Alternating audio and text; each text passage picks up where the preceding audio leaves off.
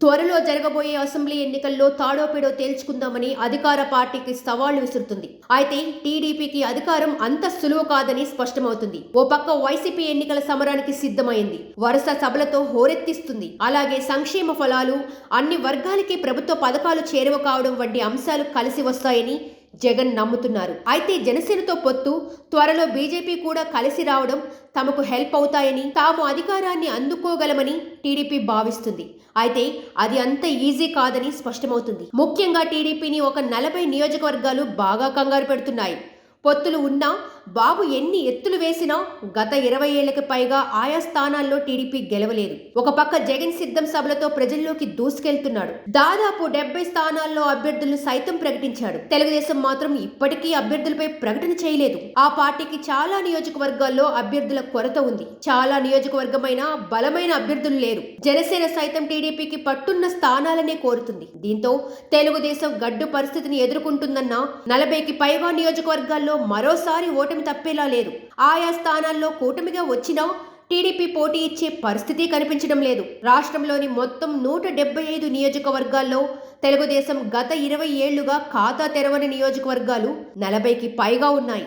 2004, 2009, 2014, 2019లో జరిగిన అసెంబ్లీ ఎన్నికల్లో ఆ స్థానాల్లో టీడీపీకి ఓటమే ఎదురైంది. 42 స్థానాల్లో 1-2 స్థానాల మధ్యలో వచ్చిన ఉప ఎన్నికల్లో టీడీపీ విజయం సాధించినప్పటికీ సార్వత్రిక ఎన్నికల్లో 20 ఏళ్లుగా ఖాతా తెరవలేదు. Kurupam, Bobbili, Paderu, Prathipadu, Kothapeta, Jaggampeta, Rampachodavaram, Tadepalligudem, Tiruvuru, Pamarru, Vijayawada west, Mangalagiri, Bapatla, Guntur east, Narasaraopet, Macherla, Yerragondapalem, Santhanuthalapadu, Kandukur, Giddalur, Atmakur, Nellore city, Nellore rural, Sarvepalli, Badvel, Kadapa, Kodur, Pulivendula, Jammalamadugu, Mydukur, Allagadda, Nandikotkur, Kurnool, Panyam, Nandyal, Kodumur, Aler, Pileru, Chandragiri, Gangadhara Nellore, Puthalapattu స్థానాల్లో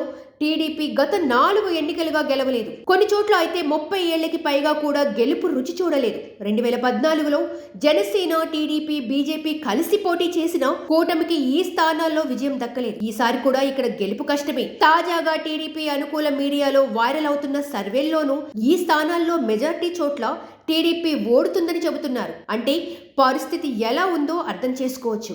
ఈసారి సైతం ఆయా స్థానాల్లో టీడీపీ పరిస్థితి మెరుగయ్యేది లేదు. ఇక 2014లో రాష్ట్ర విభజన జరగడం, జగన్ కి సైతం అవే తొలి ఎన్నికలు కావడం, విభజిత రాష్ట్రానికి బాబు వంటి సీనియర్ కావాలని ప్రజలు కోరుకోవడం, బీజేపీ జనసేన కలిసి రావడం వంటి కారణాల వలన 100 స్థానాలకు పైగా టీడీపీ సాధించింది. ఇక జనసేన అప్పట్లో పోటీ చేయకుండా టీడీపీకి మద్దతు ప్రకటించడం, ఆ పార్టీ క్యాడర్ టీడీపీకి సహకరించింది. ఈసారి జనసేన 40 స్థానాలకు పైగా కోరుతుంది. సీట్ల సర్దుబాటులో తేడా వస్తే ఓట్ల బదిలీ కష్టం.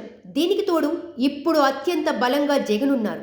ఇలాంటి తరుణంలో టీడీపీకి వచ్చే ఎన్నికలు పెను సవాలని చెప్పవచ్చు. ముఖ్యంగా ఈ 40 స్థానాలు టీడీపీ కొంప ముంచడం ఖాయం. ఆయా స్థానాల్లో ఏ మేరకు పుంజుకుంటారు, పొత్తు ఏ మేరకు విజయవంతమవుతుంది, జగన్ ప్రభుత్వంపై అంతో కొంత ఉన్న వ్యతిరేకతని ఎలా అనుకూలంగా మలుచుకుంటారు అనేది టీడీపీ విజయాన్ని నిర్దేశించనుంది.